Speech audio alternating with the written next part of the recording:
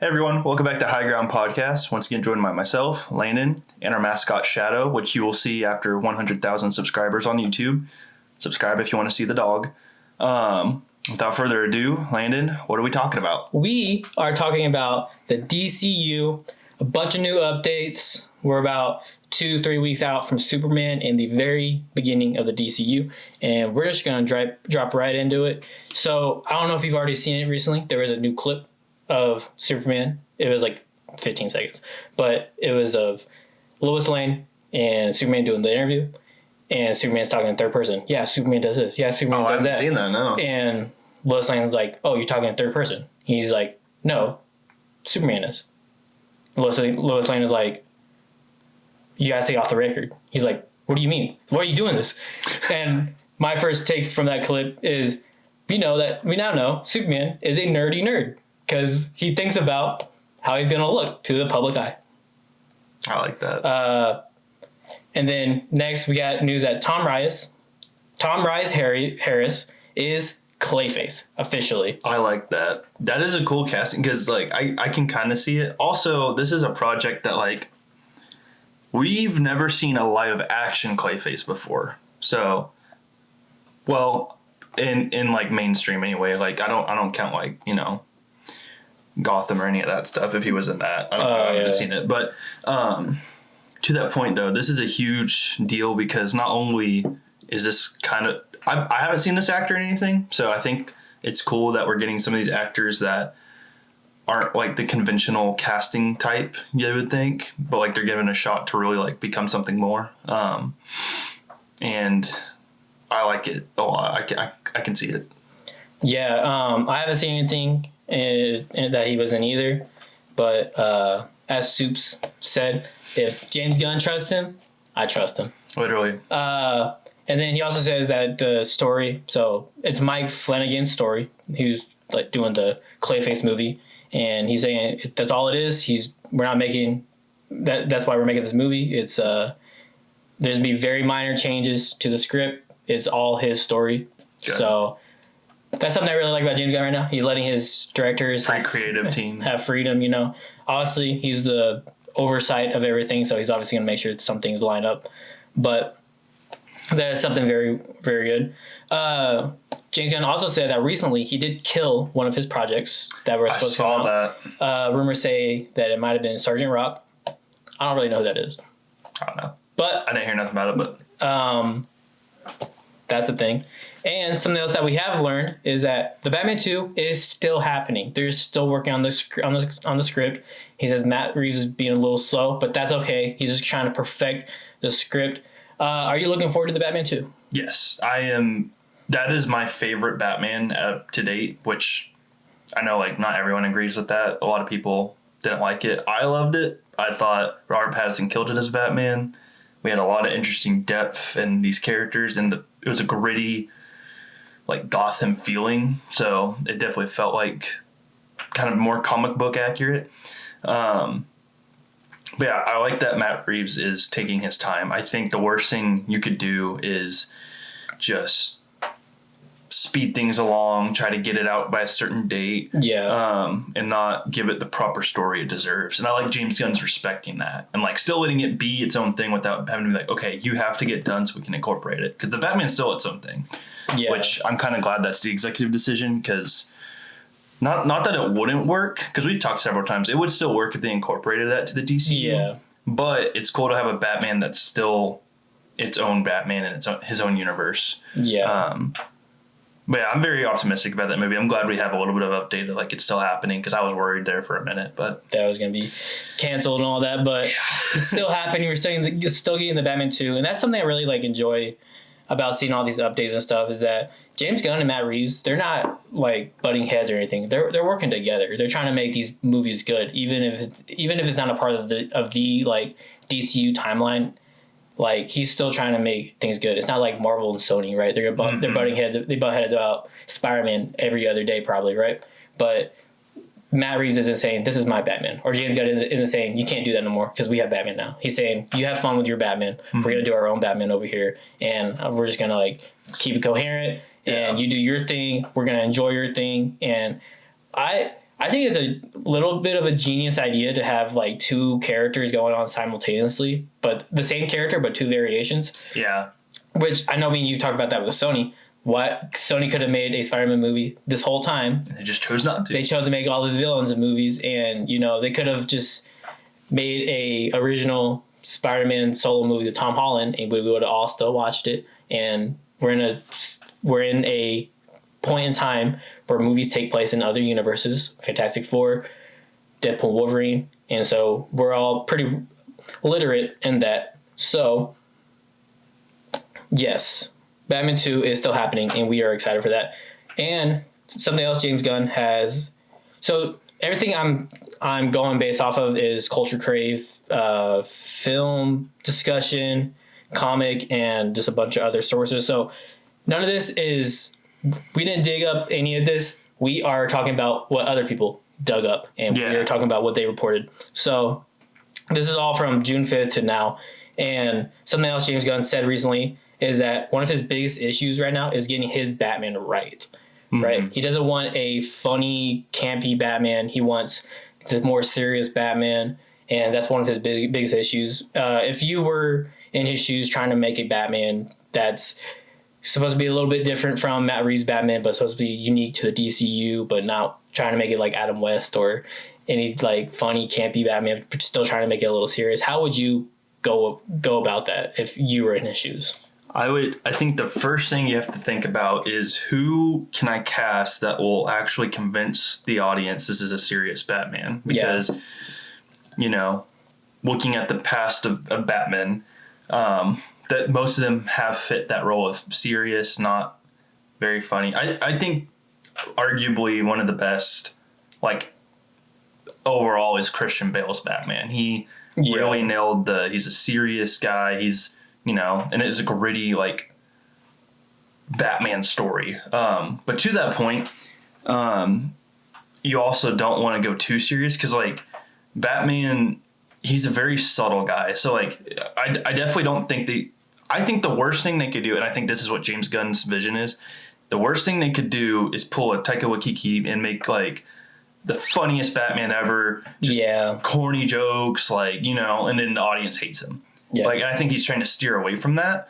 So he's trying to get it right. But also he knows his audience well of, like, we all want a great Batman. So he's not trying to find, I need a good Batman. He wants the perfect Batman. Especially comic book panel to... Because the whole thing with James Gunn right now is every movie he's done, like, so even the Suicide Squad and Guardians of the Galaxy, comic book to movie. He is very one-to-one, like, Superman itself. Like, we haven't seen it yet, but every shot we've seen is literally taken from a page. And, like, very inspired. And his posts say that, too, because he always posts, like, these comic books, like, this inspired me to do this. And he is a nerd to the core, and he's trying to do it right. So I think that... That's the goal with Batman, is it needs to be convincing, and he wants the perfect one, not an okay Batman, But what are some of your thoughts on Batman? I think he's gonna do.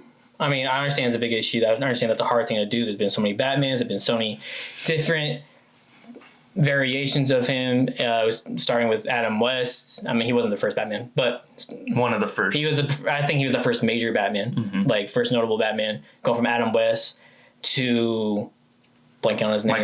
Michael Keaton to Christian Bale to Robert Pattinson. All different variations of Batman, but I understand this is a hard thing. George Clooney.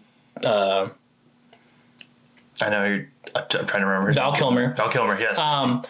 That's like 6 actors who have been Batman in the last 50, 60 years. Decade, Yeah, so very different Batmans, and I'm excited to see what he does with it. We've obviously seen a look at our Batman in Creatures Commandos. Yes.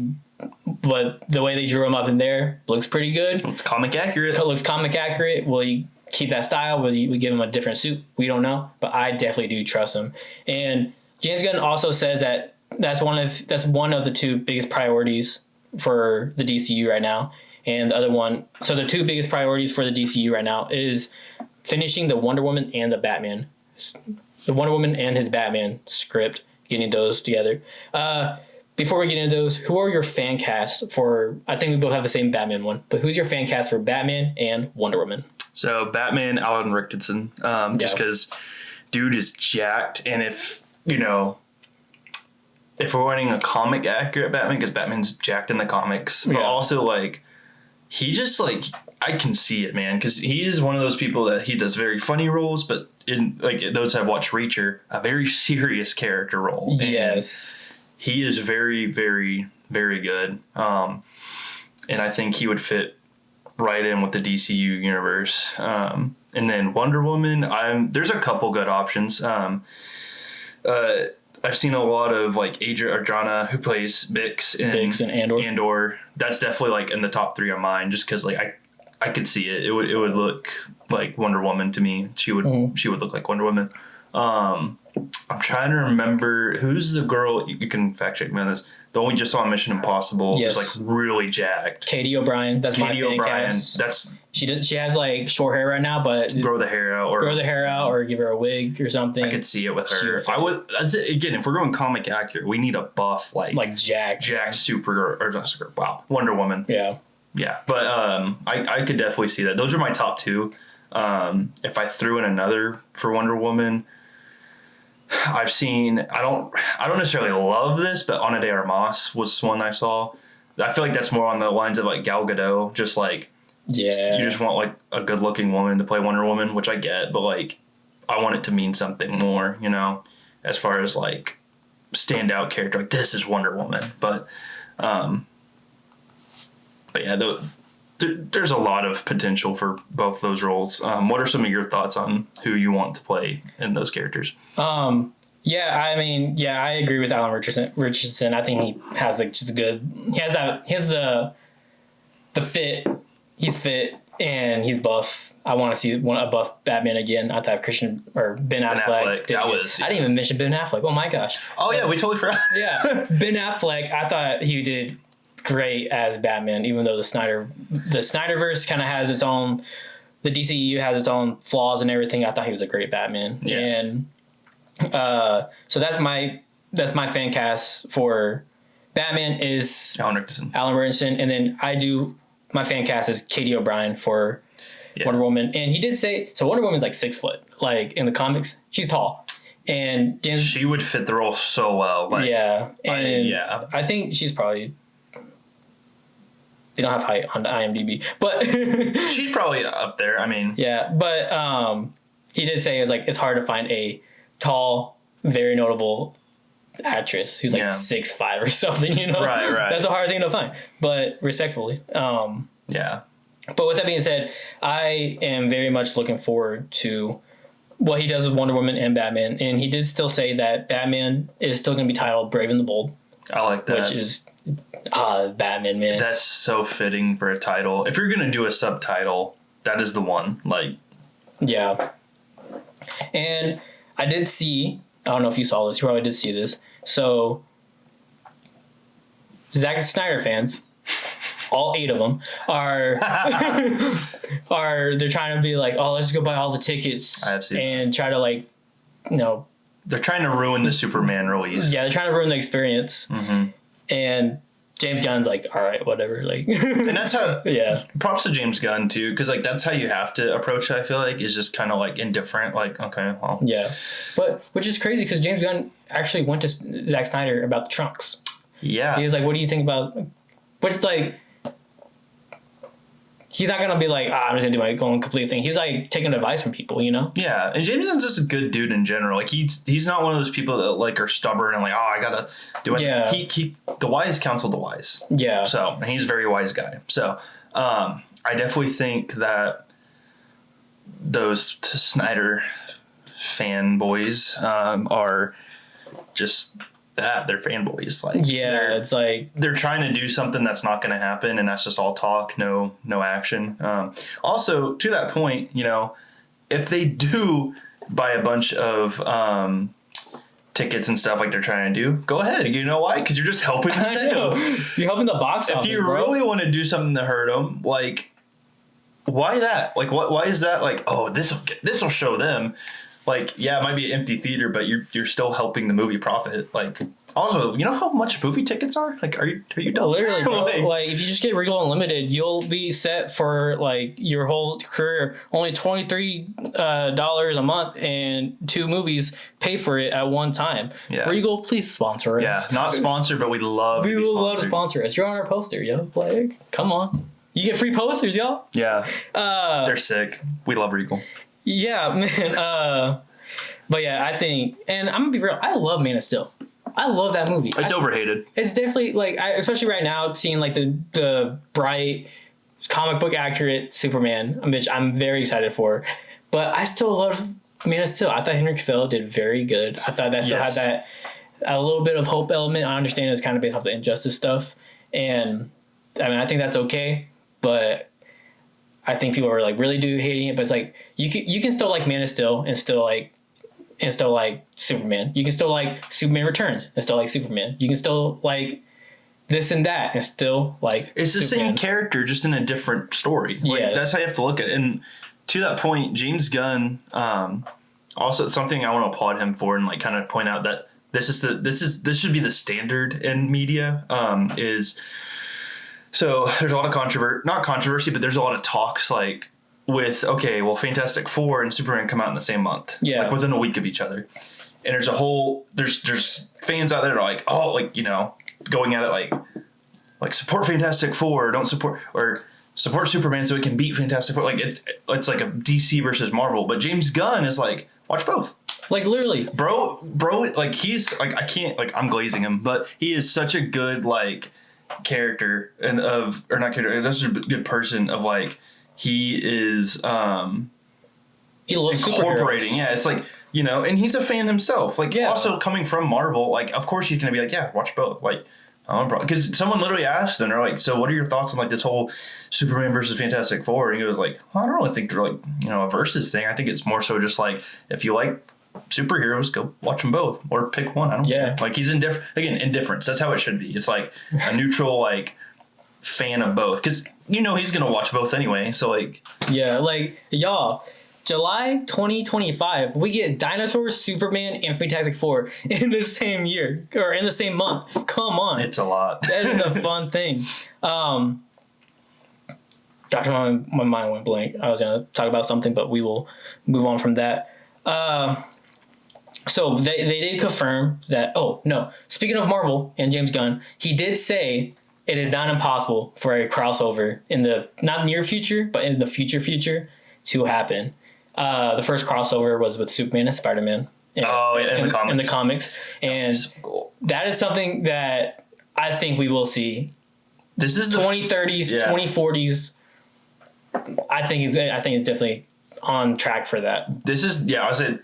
To that point, this is the first time in history it could actually happen. Yes. Like, if you told me like 10 years ago, like, oh, well, maybe one day we'll have, I'm like, no, it's never going to happen. Like, it's just not, you know, they're not on par. It's not going to connect. They're not going to do that. But now it's like, yeah, I can see it just because it's the perfect scenario where you have James Gunn, who is such a big part of Marvel and did so much good things for it with the Guardians of the Galaxy, tying in everything. And then to go be the Kevin Feige of DC and like openly like, yeah, I'd love to branch them together somehow. Yeah. And in the comics, it happens all the time. Like, literally, we just got an announcement of, what was it? It was Deadpool and Batman crossover. Yeah. And that hasn't happened in like a good several years of 20 years. DC and Marvel connection. So like that in itself is like, hey, it could happen on the big screen. Let's see it happen. Something else that James Gunn and Matt Reeves did confirm is that, so James Gunn universe is DCU. We already know that. And then Matt Reeves' universe is called The Crime Saga. Which I like that. The Crime Saga. That's a vibe. Because it's more of a detective Batman. Yeah.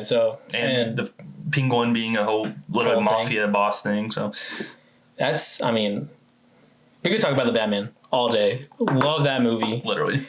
Let's talk about the name change of Supergirl. So Supergirl has wrapped up filming. It was called Supergirl Woman of Tomorrow and recently got changed to Supergirl. James Gunn said he's not really the biggest fan of like those like sub names of like movies. Marvel does it with every single one of their movies. Mm-hmm. And obviously Guardians of the Galaxy just have Guardian Galaxy Volume 1, 2, 3, 4, whatever. And He's not a big fan of that. So Supergirl is now titled Supergirl. What's your thoughts on that? Do you like the name change? Did you think Woman of Tomorrow was a better vibe, fit for it? I really liked Woman of Tomorrow. I don't know why it just rolled off the tongue. I'm one of those suckers for like subheadings for movies because sometimes it like makes it stand out, but to that point, sometimes it doesn't. Like I've seen both ends. You know, you have like for example, like Spider-Man: Homecoming. It's like, oh, that kind of fits. Like that kind of makes sense. You know. Yeah. And then there's like, but then you have just trying to think of an example of a like not so good one. What Dark World? Yeah, I'm sure. Like Thor Ragnarok or Love and Thunder. That's Love and Thunder, yeah. Yeah, there's a lot that don't really. Yeah, so it's like it could very much be one or the other, but I do like James Gunn is very stick to his guns kind of. Stick to his yeah. All right, we're gonna close out the episode now. Yeah, that was not intentional, but anyway, but yeah, he's like, I don't want to do this. I'm not going to do it. Yeah, I think that's the best thing because he's very decisive on that. He's not like, I don't know, and it's something so minor, but it shows like he really takes the time to think about these small things. Yeah. But I still think it's gonna be good. Period. I think I'll have a better verdict after we see Superman, but if it's anything on the same level of the hype for it, then it's gonna be good. Yeah. Speaking of things you're talking about him having like being really critique on things, he did say he is going to explain why glasses make Superman Clark Kent. Because he just said that's something that bothers him. Like that's the get in line. It doesn't make it's like why that doesn't make sense. But I guess he's gonna come up with an answer for that. Because that is something like media can add to a character. And I think that's really like it doesn't always have to stay in comics, right? Comics are the foundation of these characters, but things can change. Kryptonite was made through a radio show. Fun fact. And that's how Kryptonite became a thing. There was no Kryptonite before I didn't know that. Superman radio show back in the 30s, 40s. So these things can be like kind of added on to these characters. And he did say, so Supergirl comes out next year, July something. It's crazy. But he did say you don't have to watch Superman to watch Supergirl. Interesting. I think he's trying to be very good about making them their own projects, but obviously if you watch the other ones, you're gonna have a little involvement. But because let's be real, there's gonna be some females who don't care about Superman, right? But if I had a daughter, let's go watch Supergirl. You know? Yeah. Yeah. I agree. Well, and it's just because it's also like it's respecting the character. Like Supergirl isn't just a knockoff Superman. She is her own character. She has her own story. Yeah. And there's so much story to tell. And I like that he's really leaning into that. And it's like, hey, I want to respect this character. So like you don't have to like watch anything before. That's just him in general. He's made it very clear with his universe. You don't have to watch every single thing for it to make sense. Yes. Which is, again, we talked so many times. That's how comic books are. Is like, if I don't want to read Avengers Volume 1, but I want to read, the Fantastic Four Volume 20, I can without having to, I don't have to have one to make sense of the other. Yeah. In most cases. So, like, I think that's how he's trying to make his movies and shows, which so far look to be that way. I mean, there's a little bit of stuff, like obviously, like Peacemaker Season 2 has Guy Gardner and Hawk Girl. Yeah, so we know that, but we know those characters, so it's like, I don't think it's like, okay, but you have to watch Superman first. Yeah. It's more so like, oh, yeah, if you want to.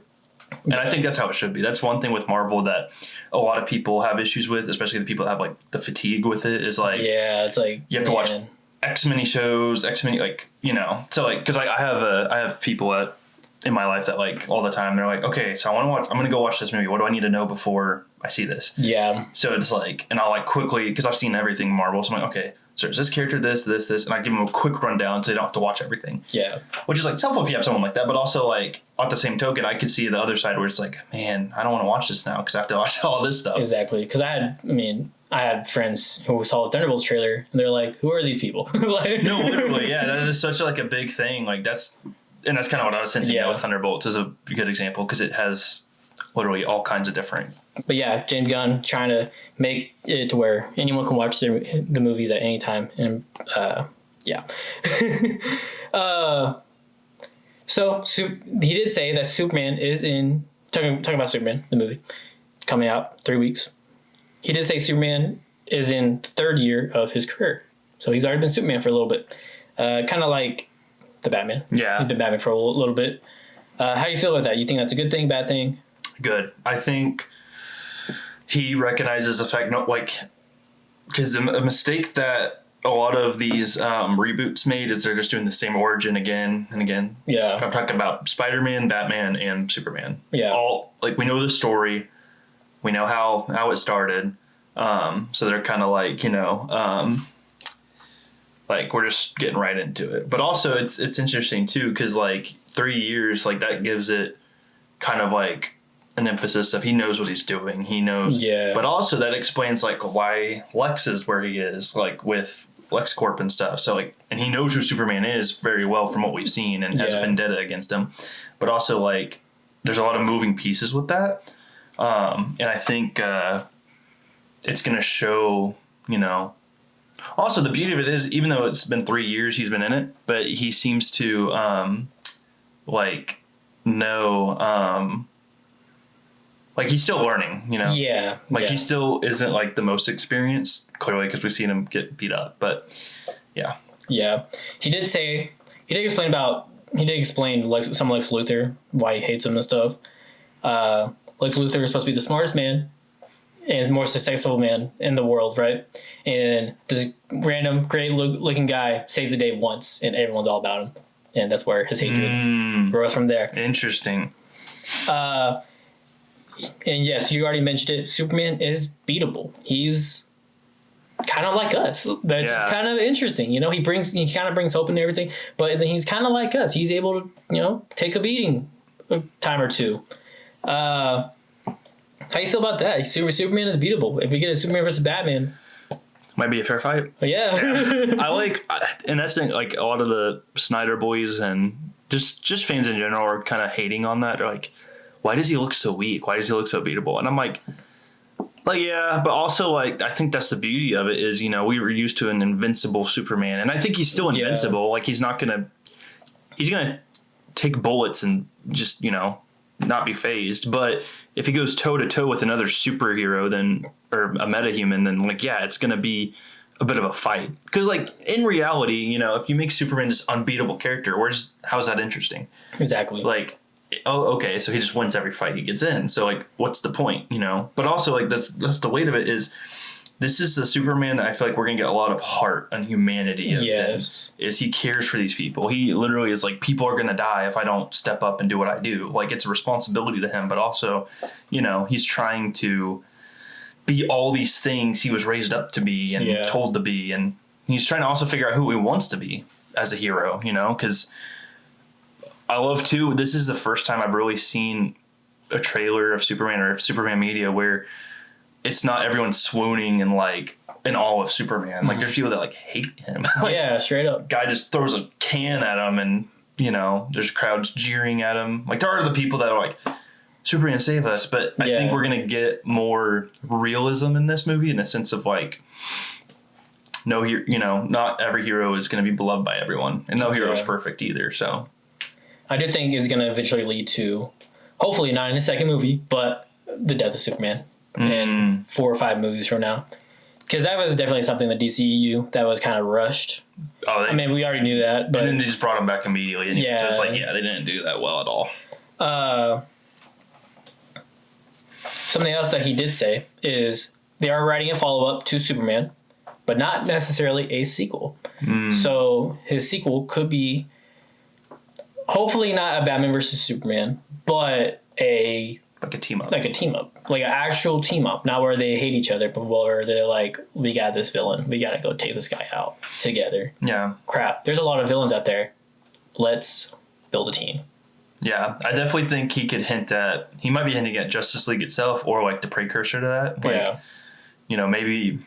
And that's the thing, too. Like, I think we'll definitely see characters cross over. Because, again, like, that's something Marvel did a lot. And I think James Gunn's going to carry that with him because he's able to do that well. Because like Thor being in Guardians of the Galaxy 3. Yeah, so like he does that and he does a good job with it. So like it's definitely something we're gonna see happen. So I think to him being ambiguous, that is him basically saying like, like you will see Superman again, but that doesn't mean we're gonna be 2, 3, 4. Like it might just be like even Supergirl. He could show up in Supergirl. I don't necessarily think that.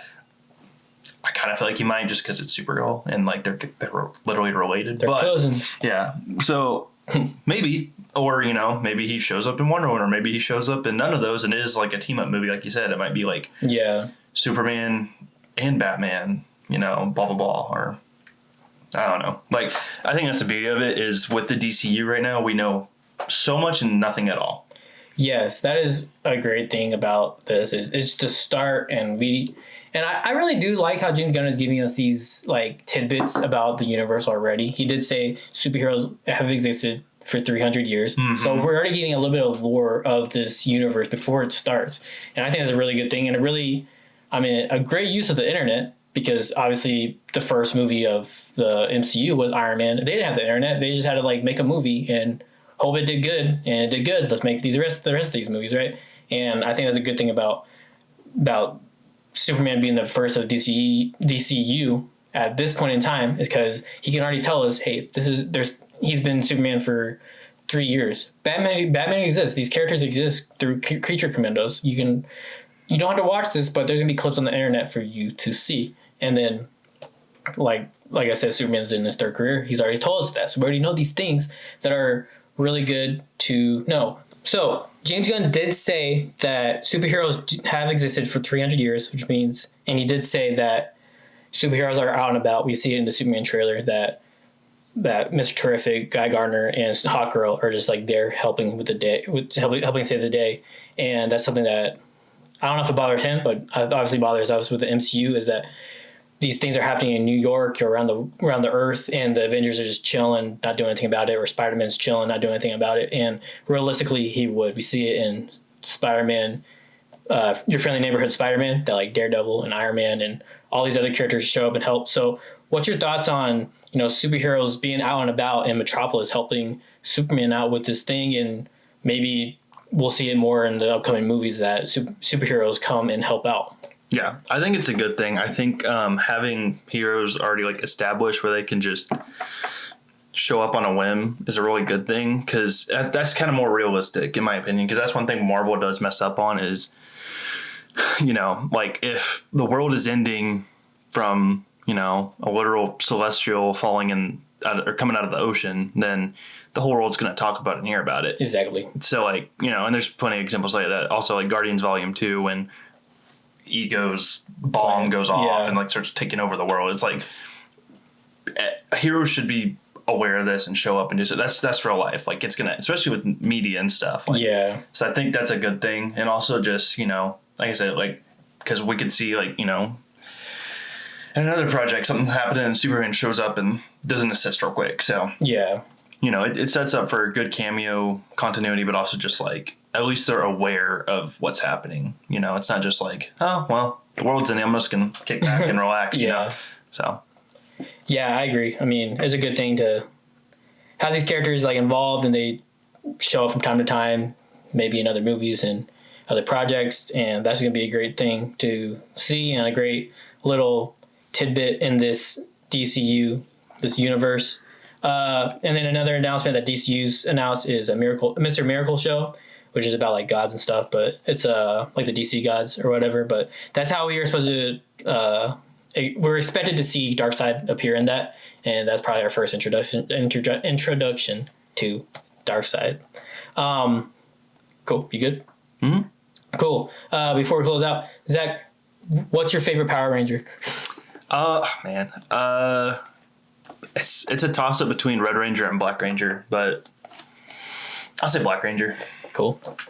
What about you? I'm blue, bro. Yeah. Give me the blue. Nice. What's his name? It was Sky in SPD. Yeah. That was my favorite growing up. SPD, the cops and stuff. Yes. Cool. Y'all, we love Jesus. We love the Bible. We love the word, and I'm going to share the word. 1 Corinthians 15, 1 through 11. This is Paul's writing, y'all. And he says, "Let me now remind you, dear brothers and sisters, of the good news I preached to you before. You welcomed it then, and you still stand firm in it. It is this good news that saves you if you continue to believe the message. I told you, unless of course you believe something that was never true in the first place. I passed on to you what was most important and what had also been passed on to me. Christ died for our sins, just as the scriptures said. He was buried and he was raised from the dead on the third day, and just as the scriptures said, he was seen by Peter and then by the 12. After that, he was seen by more than 500 of his followers at one time, most of whom are still alive, though some have died. Then he was seen by James and later by all the apostles. Last of all, as though I had been born at the wrong time, I also saw him, for I am the least of all the apostles. In fact, I am not even worthy to be called an apostle after the way I persecuted God's church. But whatever I am now, it is all because God poured out his special favor on me, and not without results. For I have worked harder than any of the other apostles, yet it was not I, but God who was working through me by his grace. So it makes no difference whether I or they preach, for we all preach the same message you have already believed." Y'all, that's the good news.